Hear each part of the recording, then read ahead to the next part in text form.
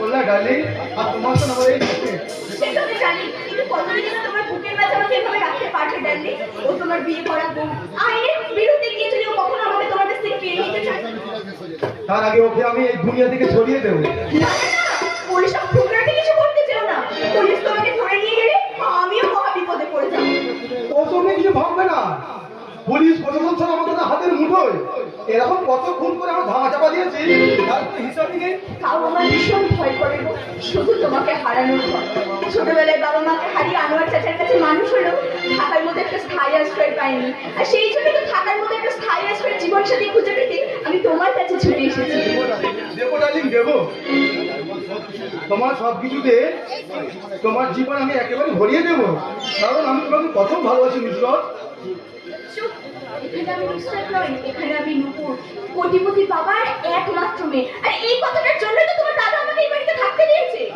তাই বুঝি?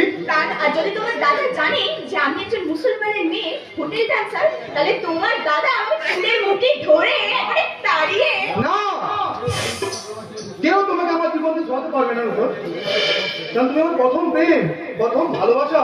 আর তুমি আমার দিল কি বাদশা, আমার মহব্বতের মুসাফির। তাই তো তোমার মহব্বতের জীবন হয়ে আমার বলতে ইচ্ছে করে, ये मेरा दिल प्यार का दीवाना, ये मेरा दिल प्यार का दीवाना, दीवाना दीवाना प्यार का परवाना, आता है मुझको प्यार में जल जाना, मुश्किल है प्यारे आफत गिरदाना, मेरा दिल प्यार का दीवाना, ये मेरा दिल प्यार का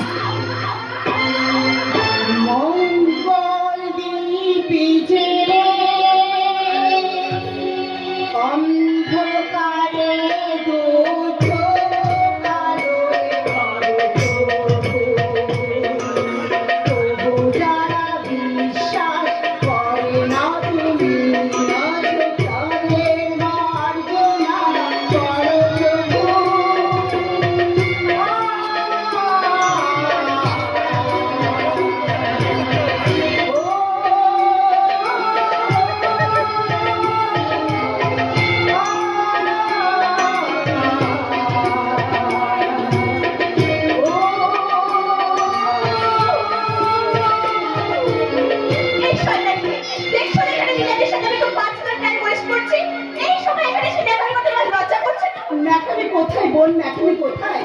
আমি তো মঙ্গল চন্দ্রের পুজো দিয়ে আমি এখানে এসেছিলাম আমার স্বামীকে সেই প্রসাদ দিতে। নাও নাও, এই মা মঙ্গল চন্দ্রের প্রসাদ তুমি গ্রহণ করো। আমার বিবাহিত স্ত্রী আমার আত্মার শান্তির জন্য মা মঙ্গল দেবীর পুজোকে তার প্রসাদ নিয়ে এসছে, আর আমার প্রেমিক তার যৌবন পূজার প্রসাদ দিয়ে আমাকে দহন করতে চাইছি। আমি ভাবতেই পারছি না আমি কোনটা নিয়ে উচিত। আমি বলছি শোনো, ওর কথাই তুমি বিশ্বাস করো না, ওর পোশাক তুমি নিও না। ওরা গ্রামের মেয়ে, অনেক টুকটাক জানে। আমার মনে হচ্ছে ওই পোশাক মিশিয়ে তোমায় কিছু খাইয়ে বশ করতে চাইছে। তাই বলছি তুমি ওর পোশাক না তো। আমার এই যৌবন পূজার প্রসাদ গ্রহণ কর। নূপুর, না না না না না ও প্রসাদ তুমি খেও না। ও তুমি তোমার অমঙ্গল হবে। তাকে তুমি আমার প্রসাদ গ্রহণ করো।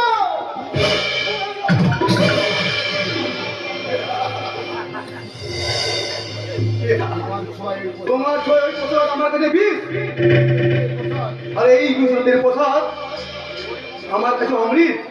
আমি নিয়ে অমৃতই গ্রহণ করলাম। ওগো ঠাকুর, তুমি কোন পাপের আমাকে সাজা দিচ্ছ ঈশ্বর? কেন তো আমি তো কোনো পাপ করিনি। তবে কেন ঈশ্বর, কেন আমাকে সব কিছু থেকে আজ তুমি বঞ্চিত করে রেখেছো? কেন কেন কেন কেন? তোমার কাছে উত্তর জানা নেই বাবা, কারণ তোমার তথাপি তোমার এই ভাগ্যের দোষ। কিন্তু কি দোষ করেছি আমি? আমি তো সেই চাই আমি আপনার ভাইকে বিয়ে করতে রাজি হইনি। শুধু আপনারা আপনারা আপনাদের প্রতিশোধ মেটানোর জন্য শুধু নাটক করে আমাকে বাড়ির বউ করে নিয়ে এসেছে। আরে বউ লোকের বাবা, তুমি তো এবারে পুরলক্ষ্মী। তাই যদি হয় তাহলে কোনো লক্ষ্মীকে ফেলে আপনার ভাই ওই অলক্ষ্মীকে নিয়ে কেন অবিচার করছে? আসলে নীলাদ্রি তোমাকে বড় ঘেরা করে। ঘৃণা। কেন বলবে না? তুমি যে ফ্যামিলি থেকে এসেছো সেই ফ্যামিলির বড়রা যদি সবসময় অনাচার ব্যবসায় লিপ্ত থাকে, আর সেই ফ্যামিলির একজন হয়ে তুমি যে সেই দোষের দোষী নও, এই কথা কে বিশ্বাস করবে? তার মানে আপনি কি বলতে চান? আসলে তোমাদের কুড়িয়ে পা মা আর তোমার দাদার মহিলাকে আসল সম্পর্কটা নীলাদ্রি জেনে ফেলেছে। আসল সম্পর্ক? তার মানে দিনের বেলা সবাই সামনে ওই মহিলাকে মা খাইয়ে আধিক্যতা করলো, রাতের বেলায় বউ সাজিয়ে। চুপ করুন, আপনি চুপ করুন। ওই নোংরা শব্দটা আর আপনি উচ্চারণ করবেন না। কারণ লোকরা হলো এটাই সত্যি বৌমা। সেই জন্য দেখছো না তোমার ভাই এখনো বিয়েটাই করলো না, আর করবেও না। আমি বিশ্বাস করি না। কারণ আমার দাদার মতো পবিত্র মানুষ কখনো নিজের মা ও ছেলের পবিত্র এই ভালোবাসাটাকে কিছুতেই কলঙ্কের কালে নিয়ে মাখিয়ে রাখতে পারে না। এসব এসব কথা আপনি মিথ্যা বলছেন, মিথ্যা বলছেন, মিথ্যা। না, মিথ্যে নয়। উনি যা বলেছেন চন্দ্র সূর্যের মতো সত্য। মঞ্জিল তুই হ্যাঁ রে দিদি, ও মায়ের পরিচয়ের মহিলা সঙ্গে দাদার অবৈধ সম্পর্ক আমি যে অনেকদিন আগেই আন্দাজ করেছিলাম। আমি তোদের কিছু বলতে পারিনি, মামা মঞ্জিল কিন্তু তুই বিয়ে করে এ বাড়িতে চলে আসায় ওদের তো ফাঁকা বাড়ি পেয়ে ওদের ওই অবৈধ সম্পর্ক আর ছেলে দাদা বইয়ের মধ্যে জড়িয়ে ধরে। চুপ কর মঞ্জিল, তুই চুপ কর। আর আমি এই নোংরা কথাটা নিজের কানে আমি শুনতে পাচ্ছি না রে মঞ্জিল, আমি শুনতে পাচ্ছি না। আমরা সেখানে কথাগুলো ঠিক ঠিক বলতে পারলাম তো দাদা। একেবারে ফাটিয়ে দিয়েছ। আমার কাছে তোমার জন্য ওই জায়গা পাক্কা। কি বললি, কি বললি মঞ্জিল? যে দাদাকে আমি দেবতার কানে এতদিন পুজো করে এসেছি, যাকে আমি নিজের মা মনে করে আমি মায়ের মমতার মতো সব কিছু পেয়েছি, নিজের মা মনে করে আমি এই সত্যার আসনে বসিয়েছিলাম, আর তাদের তাদের চরিত্র এত নোংরা। হ্যাঁ রে দিদি, তাই তো আর সেই জন্যই তো আমার ওই বাড়িতে থাকতে আমার ঘৃণা করে। আর আমি কিছুতেই ওই বাড়িতে থাকবো না, থাকবো না, থাকবো না। মঞ্জিল, মঞ্জিল শোন, মঞ্জিল শোন, আমার কথা শুনে যা। যাস না ভাই, তুই যাস না, আমার কথা শোন। মন্দিরের কথা চিন্তা করলো বাবা, মন্দিরকে আপাতত আমি একটা টেম্পোরারি চাকরির ব্যবস্থা করে দেবো, আর সেই সঙ্গে আমার পার্টির বড় একটা পদও পাই দেবো। না, আমার ভাইকে আমি কোনো রাজনীতি করতে দেবো না। আরে বই ডাকছে, আরে এসো ভাই এসো। আরে কে আছিস? দেখে যা, আমার বাড়িতে নতুন কুটুম এসেছে। আমার কুটুমের জন্য ভালো খাবার ব্যবস্থা কর। আমার তোমার ভাই তুমি তোমার বোনের সঙ্গে কথা বলো ভাই, আমি তোমার জল খাবারের এই ব্যবস্থাটা দেখি। আমি সামন্ত নরী, যা হওয়ার নয় আমি তাই করি।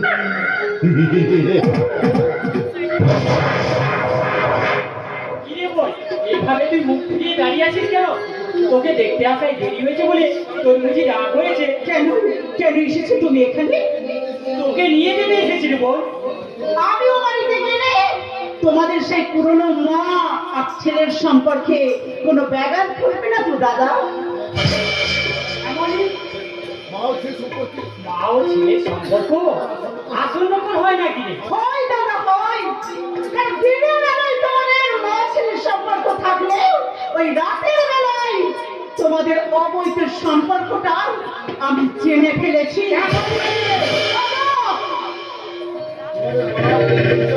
কারণ ওই মাটাকে না বাড়ি থেকে তাড়ালে ওই বাড়িতে কোনোদিন আমি পা রাখবো না, কোনোদিন না। দাদা কি ভুল করতে যাচ্ছিলাম আমি? যে মা শব্দটাকে কলঙ্কিত করতে পারে সেই তো আর মানুষের পরিচয় নেই গো। দাদা একটা অমানুষ আর একটা অমানুষের নোংরা কাজ পয়সা করি আমার এই দুটো হাত, পবিত্র দুটো হাত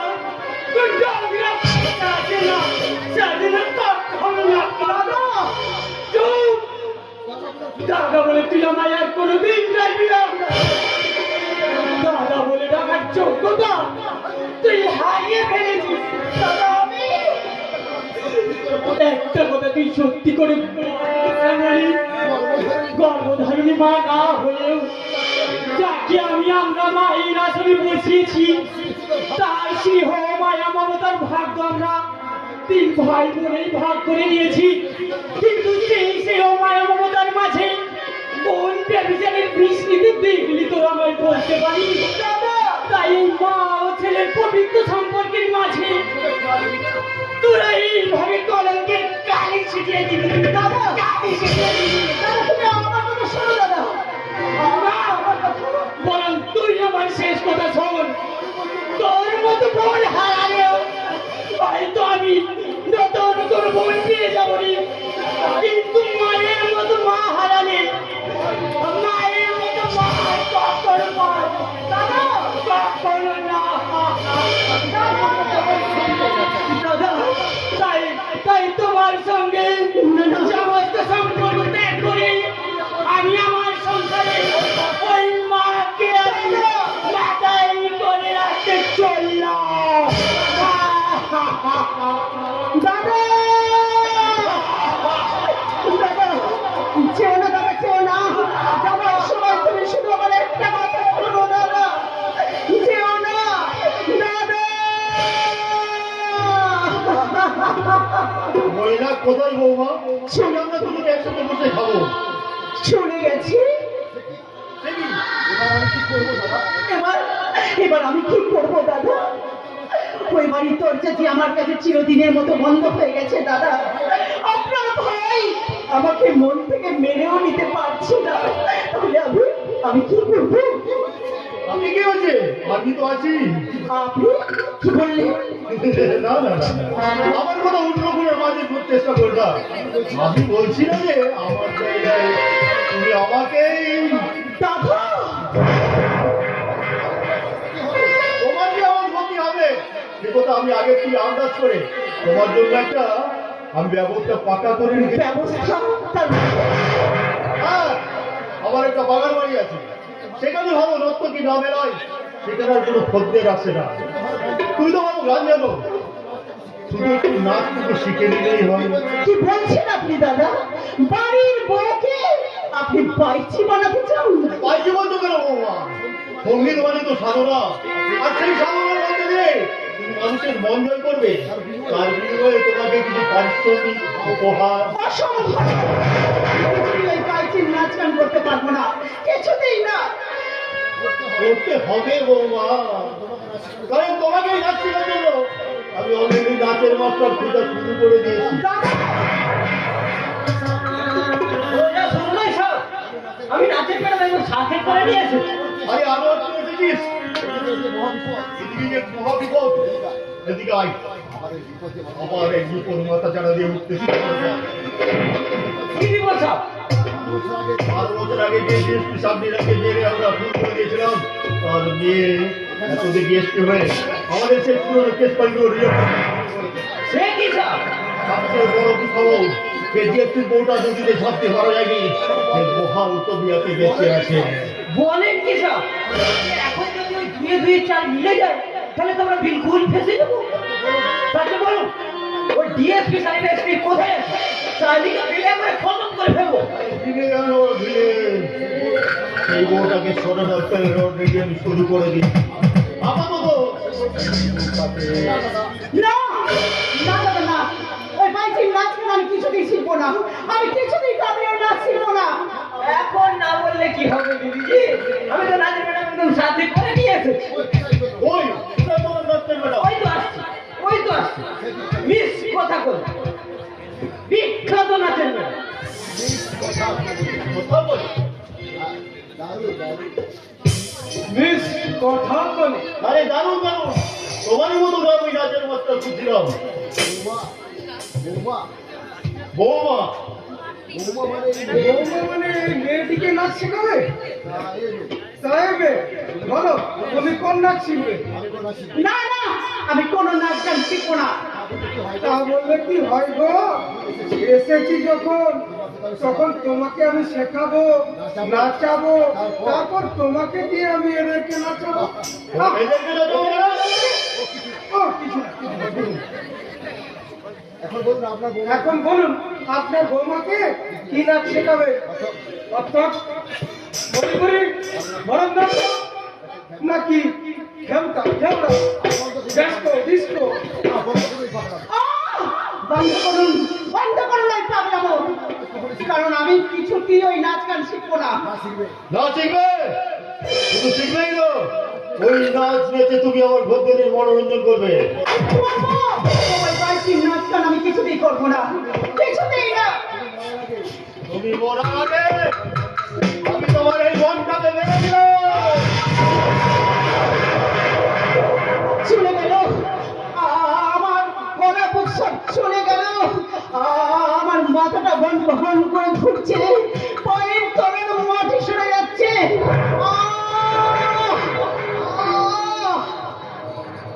যাও বেশ কথা বলি, এবার তুমি নাচ শেখাতে শুরু করো। দুম দুম মচা।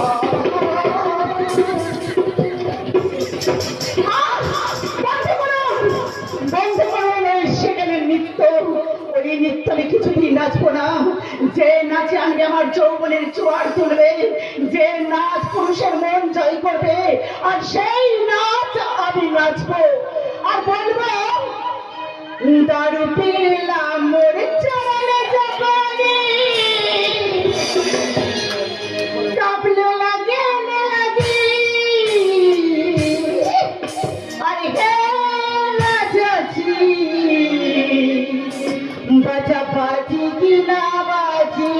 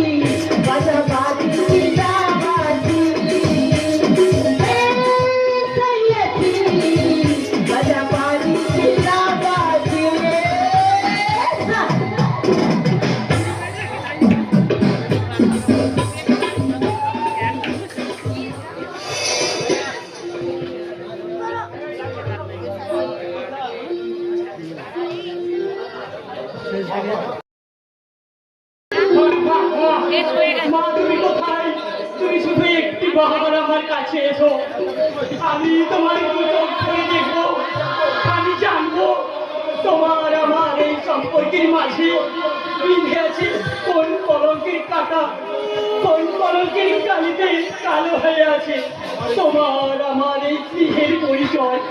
এসব তুই কি বলছিস রে বললা? তোর কি মাথা খারাপ হয়ে গেছে? মা গো, আমার চোখের দিকে, দুটি চোখের দিকে ভালো করে তাকিয়ে দেখো তো, এই চোখের মাঝে তুমি কি খুঁজে পাও কোনো পাপের ছায়া? বাপ কোথায় রে বাবা? আমি তো আজও তোর চোখে খুঁজে পাই একটা নিষ্পাপ শিশুর সরল চাউনি। কিন্তু কিন্তু আমার পর্ছে কি কোনো খুঁজে পাও কোনো অপরাধের ছায়া? মায়া, তোর ওই শিশু সুলভ হাতের ছোঁয়ায় আজও আমি ফিরে পাই স্নেহ, মমতা, মায়া। মাগো, মাগো, আর সেই জন্যেই বারে বারে আমার মনে হয় এ জন্মে নয়, পর জন্মে কোনদিন হয়তো তুই আমার গর্বের সন্তান ছিলি। তাই তো দাদা কোনদিন হাত থেকে তুই আমাকে তুলে নিয়েছে এত শ্রদ্ধা ভক্তি দিয়ে বাঁচিয়ে রাখছিস না রে বাবা।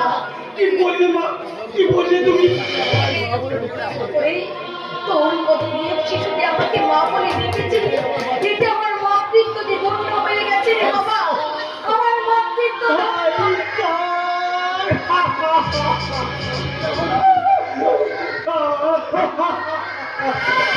আমি কেমন করে কাকে বোঝাই যে রক্তের সম্পর্ক না থাকলেও মা ও ছেলের মধুর সম্পর্কের মাঝে কখনো কোনো ব্যভিচারীর বিষ থাকতে পারে না, পারে না।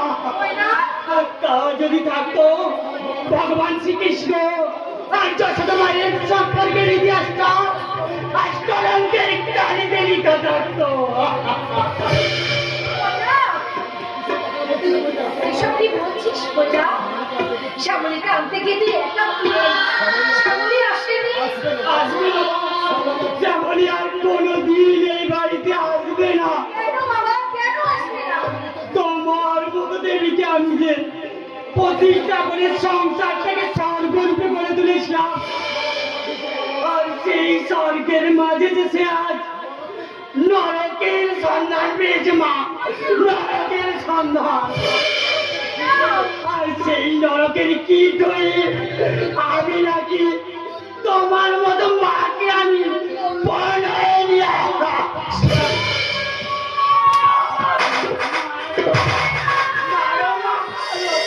তুমি আমায় যত খুশি মারো, মেরে মেরে তুমি আমায় শাসন করো, মেরে মেরে শাসন করো। আর আমি ওদের দেখে চিৎকার করে করে বলি, ওরে ওরে আবুজ বিপদের দল, তোরা দেখে যাও, তোরা দেখে যাও সোহাগ যে করে শাসন করার তারই তো সাজে, আর শাসন সোহাগ যে করে সেই তো পকে তোমার আমার দেবী।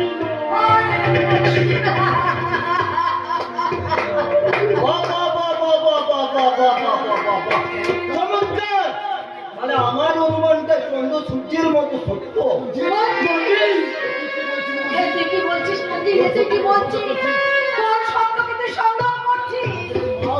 তোমাদের এই মা ছেলে নকল সম্পর্ক তার মধ্যে আমার সম্পর্কটা লুকিয়ে আছে।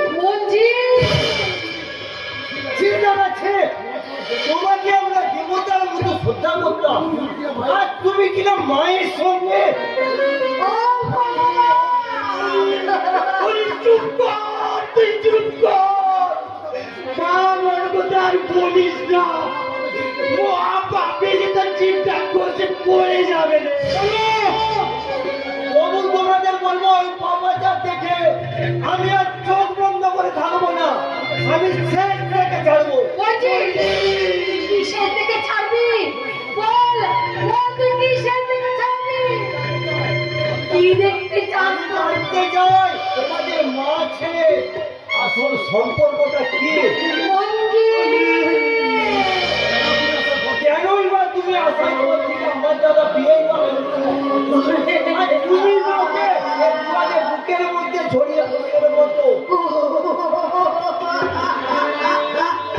তোকে আমি তোকে খবরদার! তোমার মতো লম্পটকে আমি দাদা বলে মানি না। কাজেই দ্বিতীয়বার যদি আমার গায়ে হাত তোলার চেষ্টা করো, আজকে বেগে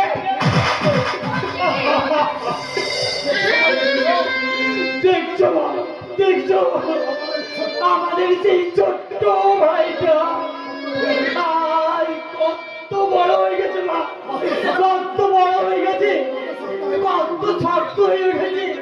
তার সেই দিনের সেই কচি কচি হাত দুখা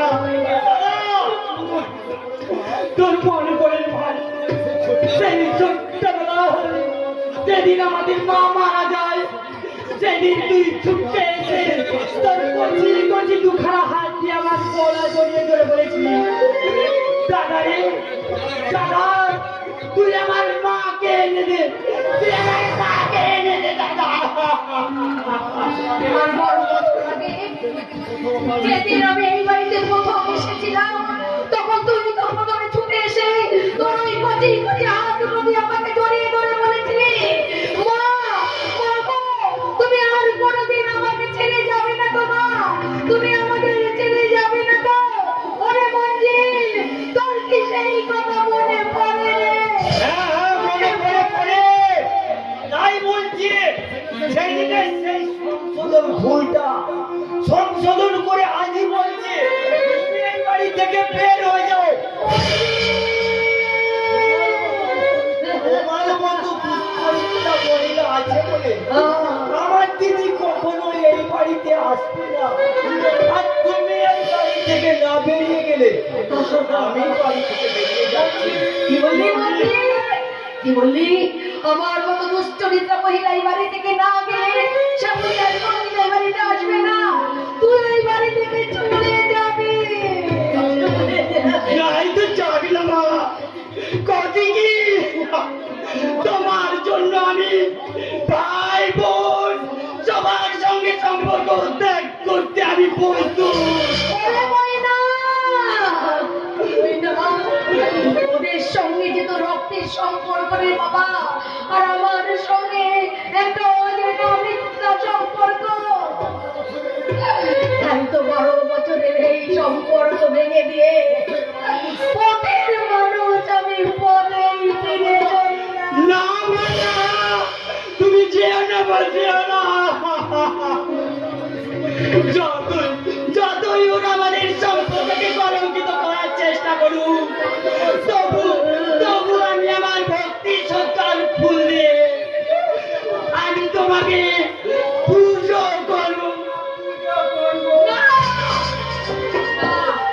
না না না, আমি কারো মারই, আমার কোনো সন্তান নেই, আমার কোনো সন্তান নেই। তাই তো 12 বছরের এই মা ছেলের সম্পর্ককে ভেঙে দিয়ে পথের মানুষ আমি পথে ফিরে চললাম, পথে ফিরে চললাম। মা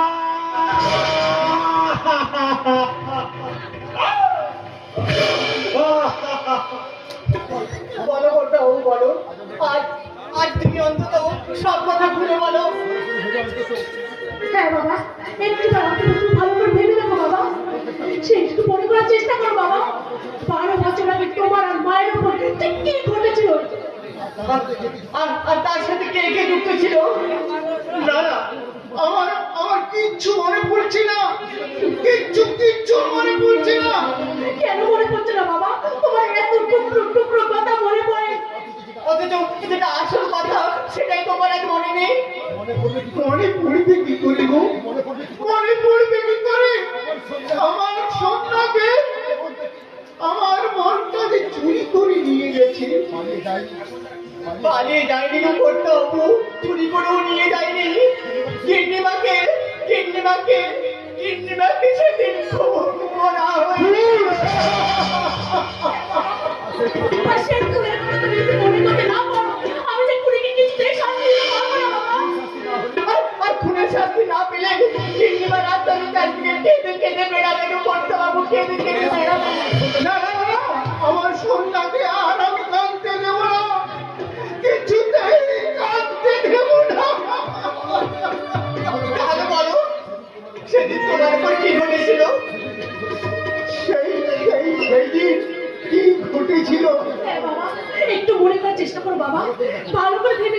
সেদিনটা ছিল 22শে শ্রাবণ। বাইশে শ্রাবণ। তোমাদের বিবাহবার্ষিকীর এক স্মরণীয় সন্ধ্যা। বিবাহ মনে পড়েছে, মনে পড়েছে, মনে পড়ছে, মনে পড়ছে? হ্যাঁ, আমার সব মনে পড়েছে। সেদিন সন্ধ্যা খুবই সেজেছিল, আর আমার অফিস থেকে আসতে দেরি হয়। সন্ধ্যা সেদিন খুবই আমায় বোকামুকি করেছিল। পরে শান্ত হয়ে আমায় গানও শুনিয়েছিল। তারপর তারপর কি বলো বাবা? বলো না বাবা, তারপর কি? তারপর কি বাবা? তারপর আমার যে আর কিচ্ছু মনে পড়ছে না গো। আমার যে কিচ্ছু মনে পড়ছে না। আমার মাথাটা যেন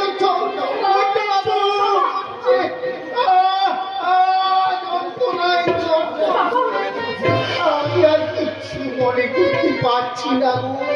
কিচ্ছু মনে করতে পারছি না। কিচ্ছু না। করতে বাবু, তুমি যে ওরা করতে বাবু। না, কিচ্ছু না। করতে বাবু। বাবা, আমার বাবা মনে করে দেখতে পাবো। সেই দিন ঘটনার আসলে কে? বাবা কিছুতেই কোনো কিছু মনে করতে পারবে না দিদি, যতক্ষণ না আমাদের মাকে বাবার সামনে এনে হাজির করা হয়। তাই বলছি না দিদি, তুই মাকে আমাদের এনে বাবার সামনে এনে হাজির কর। কি পাগলের মতো কথা বলছিস বলতো? 12 বছর আগে যে মানুষটা খুন হয়ে গেছে, এখন আমি তার সাথে কি করবো? আসলে তাকে হাজির করবো? খুন নয় রে দিদি, খুন নয়। আমি আবার বলছি, আমাদের মা বেঁচে আছে। আমি নিজের চোখে থেকে দেখে এসেছি। প্লিজ ভাই, প্লিজ এইভাবে আজগুবি গল্প বানিয়ে তুই আমার ফ্রেন্ডকে পাওয়াজিল করে দিস না। দিদি এই আমি বড্ড চাপে আছি রে ভাই।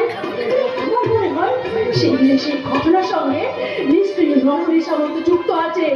কিন্তু বাবা যদি কিছু বলতে না পারে, আমি যে রমণী সামন্ত এগেইনস্টে কোনো স্টেপই নিতে পারছি না। এতদিন পরে হঠাৎ তোর মনে হলো যে নরহরি সামন্তই আমাদের ওই দুর্বিপাকের জন্য দায়ী, তাই না? না বলে নরহরি সামন্ত হঠাৎ কেন আমাকে দেখে ভয় পেতে শুরু করেছে? আর কেনই না আমাকে বদলি করার জন্য উপর মরে কলকাঠি দাঁড়াচ্ছে? আর কেনই না নরহরি সামন্ত? ম্যাডাম সর্বনাশ হয়ে গেছে। তারা যেন ইউনিভার্সালের গোডাউন বোমা মেরে উড়িয়ে দিয়েছে। এবেলের গোডাউন উঠলো তো আপনার কি সর্বনাশ হলো গোডাউন বাবু?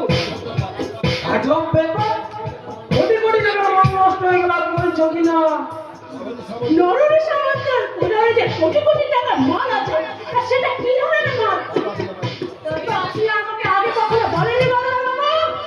মানে জানাবো করেছিলাম, কিন্তু তার মাঝে যে এমন কাণ্ড ঘটে যাবে, এটা তো আমি এবারে ইউনিভার্সালের লোকজনের সাথে যদি থানায় ঘেরাও করে ভাঙচুর চালাই নয়, ওরা ভাঙচুর চালাবে। আর সেই সঙ্গে আপনাকেও রেখাই দেবে না, কারণ ওইসব গোডাউন গুলো দেখভাল করার দায়িত্ব ছিল আপনার উপর, তাই না? হ্যাঁ, তাই তো ছিল। না মানে আজব ব্যাপার, আইনের লোক হলেন সব বেআইনি দায়িত্বের কাজ আর কেউ নেই নাকি? হ্যাঁ, আমি এখন কি করবো ম্যাডাম? সত্যি যদি ওরা এসে থানায় ঘেরাও করে হামলা চালাই? ওদের গায়ে টেবিলের তলায় লুকিয়ে ওই ফাইল দিয়ে মোটাটা নাম আছে, এবার শিলতলাটাকে সোজা করুন। তারা যারা হামলা করতে আসবে, সে এমএলএ এমপি মিনিস্টারই হোক, সোজা অ্যারেস্ট করে লোকামে ঢুকিয়ে দেবেন। আর একটা কথা মনে রাখবেন, মিনিস্টার চাইলে থানার মধ্যে পুলিশ অফিসার সাংবাদিক ক্ষমতা কিন্তু অনেক বেশি। যান বলছে। যাচ্ছি ম্যাডাম। আজব ব্যাপার, এটা দেখছি ডাঙায় কুমির জলে বা, না মানে জলে কুমির ডাঙাই বা, ধ্যাত্তেরি, কি যে করি, আজব ব্যাপার। একটা কথা আমার কিছুতেই নলেজে আসছে না, নরহরি সামন্তের মতো একটা হাই প্রোফাইল ক্রিমিনাল তার সাথে কম্পিউটার মতো শত্রু কে হতে পারে? যদি বলি আমি কি চাটা বলছিস তুই ভাই? ঠিকই বলছি। নরহরি সামন্তের ওই 5-5টা গোডাউন যেগুলোতে আফিম, গাঁজা, চরসে ভর্তি ছিল, সেগুলোকে আগে থেকে আমি টাইম বম ফিট করে রেখেছিলাম। আর সেই বোমা বাস্ট হয়ে কিন্তু তুই এতবার কেন ক্ষতি করতে গেলি নরেন সামন্ত? তোর আন্দাজ করার আগে আমি আন্দাজ করেছিলাম যে আমাদের জীবনের বিপর্যয়ের জন্য ওই নরহরি সামন্তই দায়ী। আর তার প্রতিশোধ নিতে তার উপর আমি একটা একটা করে আঘাত হানবো। কিছু করবি না, তুই জানিস এই জন্য তোর ভয়ঙ্কর সাজা হতে পারে। রাগ তোর আইন, যে আইন একজন মায়ের খুনিকে সাজা দিতে পারে না, সে আইন আমার কিচ্ছু করতে পারবে না। আমি আমার ফার্স্ট টার্গেট সাকসেস করে নিয়েছি, এবার সেকেন্ড টার্গেট কোথায় কখন অ্যাটাক করবো সেটা তোকে ঠিক সময় জানিয়ে দেবো। চলি চলি বেটা, বুঝবা?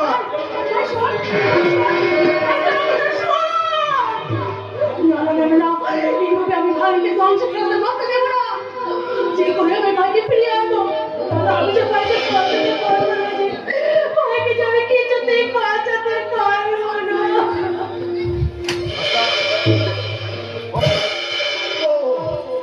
যারা আমার কোটি কোটি টাকা গোডাউন জ্বালিয়ে পুড়ে ছাড়খাড় করে দিয়েছে, তাদের সবকটাকে আমি কেটে টুকরো টুকরো করে দেবো।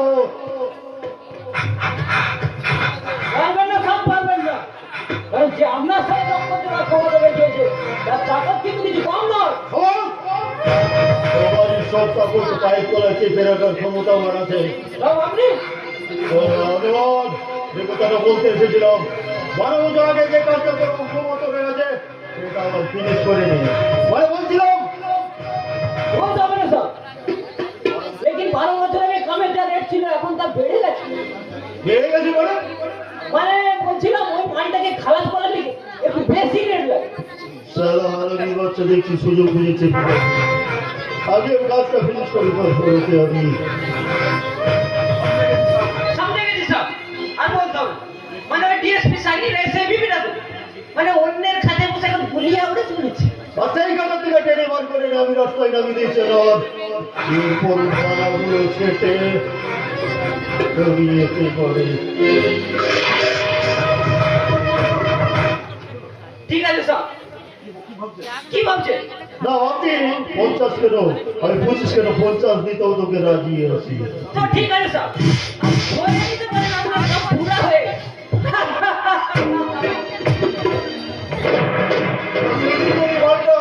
নদীতে ডুবে মারা যেত তাহলে আজকে আমার টেনশন নিতে হতো না। টেনশনটা আমিও নিতে পারছি না দাদা। আপনার ভাই হঠাৎ পাল্টে খেতে শুরু করেছে। পার্টি খেতে মানে জবে থেকে দেখছি ওর বউটা শুধু বইয়ের দিকে ছুটতে শুরু করে দিয়েছে। কেন? জবে থেকে ওর বউকে সেজে গুজে ন্যায়ফিলের আসর বসতে শুরু করেছে, তবে থেকে নীলাদ্রি আমাকে নেগলেক্ট করছে। এরকম ভাবে চলতে থাকলে আমি তো সত্যিই বাড়ি ছেড়ে চলে যাবো। না না না, কোথাও যাবে না তুমি। আমি ঠিক বাইকে বুঝেছি তোমার সাথে বিয়ের ব্যবস্থাটা আমি করে দেবো। দাদা আসলে ছেলেরা সবসময় বহুগামী, তোমাকে যে বহু রূপী হতে হবে নবু। তাই হবো দাদা। আপনার ভাই আমাকে যে রূপে দেখতে চাইবে আমি সেই রূপে তাকে নিজের সামনে মেলে দেবো। আর যেন তেন প্রকারে নয় তোমাকে আমি এই ঘরে আসতে রাখবো। কোটি কোটি টাকার মাল কিন্তু তুমি, তোমার সম্পত্তি আমার ভাইয়ের সাথে নীলাদের সঙ্গে বিয়ে দিয়ে তোমার সম্পত্তি সব হাতিয়ে দেবো। তারপর তোমাকে আমি কি ভাবছেন দাদা? না ভাবছি না বন্ধু। তুমি আমার বহুরূপী হও, নই রস্যময়ী, মোহময়ী, নই তো প্রেমময়ী।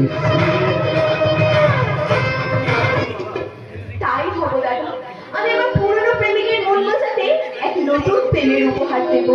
আমি আমার লাস্যময়ী রূপ ধরে মাদ্রাসা কণ্ঠে আমি গাইবো যৌবন জলসার গান। তাতেও যদি তার মন না বোঝে তাহলে আমি মোহময়ী রূপ ধরে নাচবো মোহমোহিনী নাচ। তাতেও যদি তার মন না বোঝে তাহলে আমি প্রেমময়ী রূপ ধরে আমার চোখের জলে তার চরণ ধুয়ে গাইবো, ওগো তোমার আকাশ দুটি চোখে আমি হয়ে গেছি তারা, ওগো তোমার আকাশ দুটি চোখে আমি হয়ে গেছি তারা। এই জীবন ছিল নদীর মতো গতিহারা, এই জীবন ছিল নদীর মতো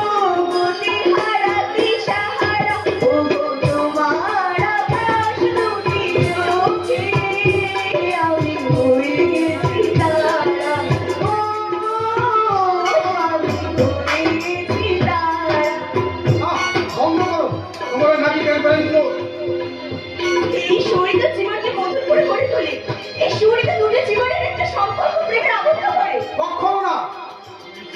ওই তুই শ্যামলী গাইতে বলে আমি ওকে ঘৃণা করতাম, বিরাটরি, কিন্তু আজ আমার ওকে আবার ভালোবাসতে মন চাইছে আর তোমাকে দেখতে ঘৃণা করতে। কিন্তু কেন? তুমি সেই শ্যামলীর ঝিমিয়ে পড়া সুর, সেই পুরনো প্রেমিককে আগে ধরে বেঁচে থাকতে চাইছো।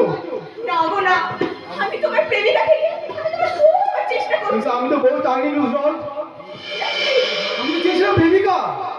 ঘোমটা ঢেকে রেখে একটু সুপ্ত প্রেমকে জাগিয়ে রেখে ধৈর্য আমার নেই। আমি চাই উন্মুক্ত সাগরে ঝাঁপিয়ে পড়তে উন্মুক্ত জোয়ার।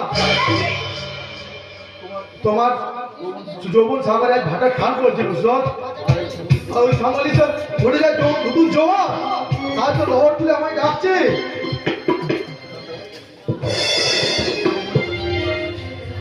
আমার তিলের মিলে লিখে দেব যার নাম রে, সে আমার প্যারি লাল রে, প্যারি লাল রে, প্যারি লাল রে। আমার তিলের মিলে লিখে দেব যার নাম রে, সে আমার প্যারি লাল রে, প্যারি লাল রে, প্যারি লাল রে, প্যারি লাল রে, প্যারি লাল রে। আমার তিলের মিলে লিখে দেব যার নাম রে, সে আমার প্যারি লাল রে, প্যারি লাল রে, প্যারি লাল রে। আমার প্রেমের হবে খেতে যাবে যে লাল রে, সে আমার প্যারি লাল রে, প্যারি লাল রে, প্যারি লাল রে। আমার প্যারি লাল রে, প্যারি লাল রে, প্যারি লাল রে, প্যারি লাল রে।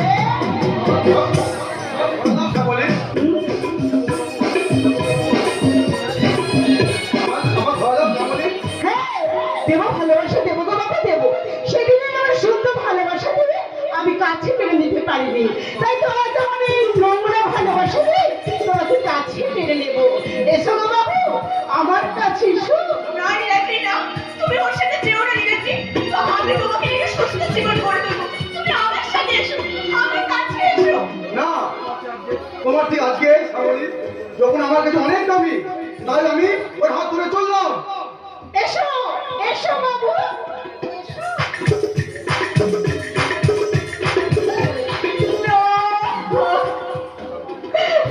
না, যার মুখ থেকে আজ আমি এই বাড়িতে এসেছিলাম, সে আমার থেকে মুখ সরিয়ে দিয়েছে। এবার আমি কি করবো? কার কাছে যাবো? কার কাছে? আমার কাছে সবুজ, পৃথিবীর সবার সব দরজা বন্ধ হয়ে গেল, তোমার জন্য আমার হৃদয়ের দরজা সবসময় খোলা আছে নজরুল। তাই বলছি তুমি আমার হাত ধরে আমার কাছে এসো। আমি তোমার সাথে কোথাও যাবো না। চুপ। ওর নামটা এখানে একদম উচ্চারণ করবে না। আমি এখানে নতুন, বিশ্বাস করুন। ও, তুমি মুসলিম মেয়েটাকে তোমরা এত ঘৃণা করতে পারে ভেবে বুঝি তুমি হিন্দু মেয়েকে সরলাস করে দিচ্ছ, তাই না? মানে প্রকৃত ভালোবাসা কখনো এই প্রকৃত ভালোবাসা কোনো জাত ধর্ম বিচার করে না। যে তোমাকে ভালোবাসবে সে কখনো নুসরত আর নকুল মেয়ে ভালোবাসবে না, সে তোমার হৃদয়টাকে ভালোবাসবে। আর আমার মনে হয় ওই হৃদয় তোমার মিলন ভাই আর আগের মতো তোমাকে ভালোবাসে না, তাই না? তাতে তোমার কি? তুমি কেন এসেছো আমাদের সম্পর্কটাকে এভাবে মিশিয়ে দিতে? আহ! আমি আপনার সুখের সম্বন্ধে পিছিয়ে দিতে এসেছি।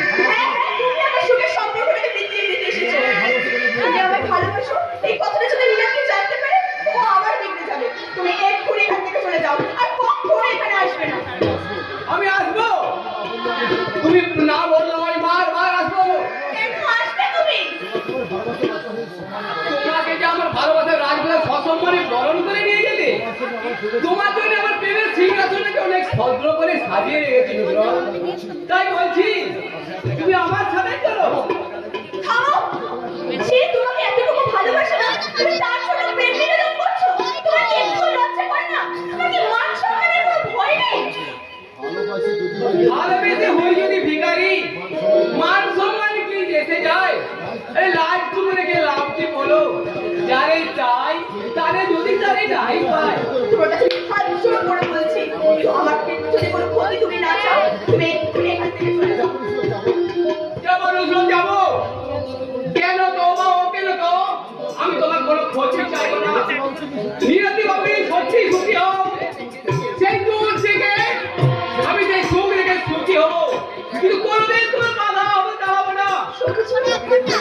তবু যাওয়ার আগে একটাই কথা বলে যাই, তোমার মতো ভুলকে যদি কোনোদিন বিহার বাবু ভুল করে আত্মা পুরে ছুড়ে ফেলে দেয়, সেই দিন কিন্তু আমার ভুল ভেবে আমি আমার বুকে টেনে নেবো, আমার বুকে।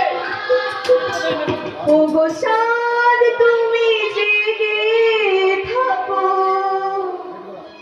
আমাদের মাঝখানে, রাতের সাক্ষী হয়ে ও গো, রাতের সাক্ষী হয়ে।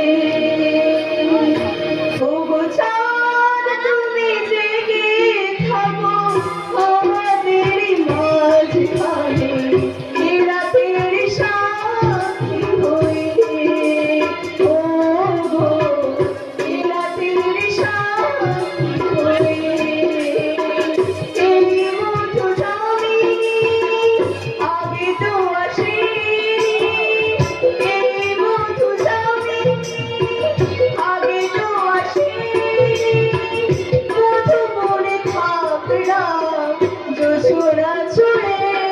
ও গো চাঁদ তুমি জেগে থাকো আমাদের মাঝখানে, রাতের সাক্ষী হয়ে ও গো, রাতের সাক্ষী হয়ে।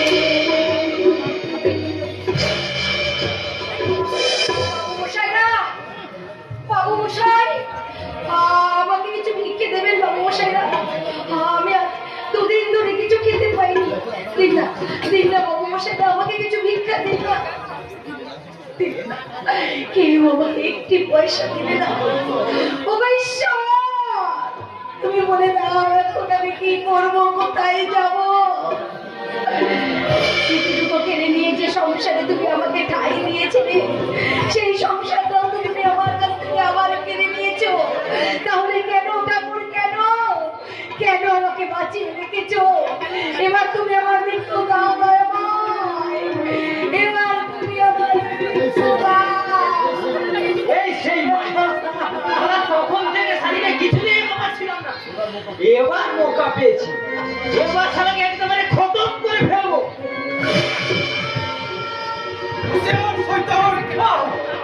মারবে না। বল জানোয়ার, কেন এই বন্ধুগুলোকে তুই মারলি? বলছি তো, বলছি।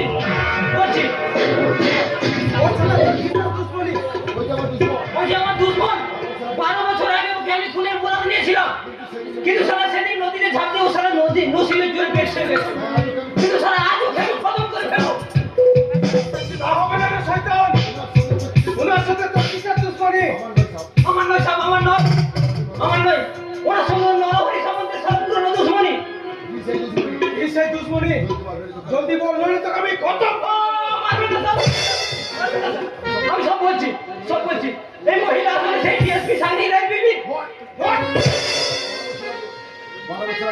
12 বছর আগে একদিন নরহরি সামন্ত তার পুরনো দুশ্মনীর বদলা নিতে ওই আমাকে নিয়ে সাইনি রায় বিবিতে যায়।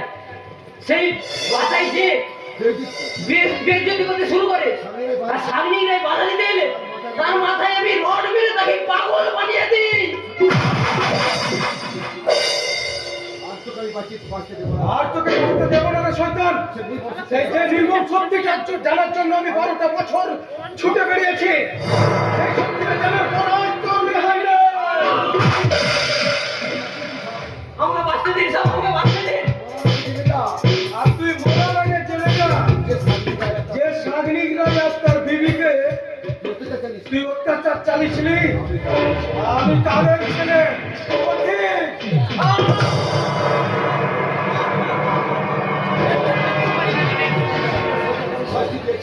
একটা শয়তানকে আমি শাস্তি দিয়েছি।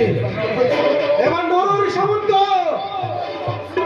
তোমার বংশে বাতি দিতে আমি কাউকে রাখবো না।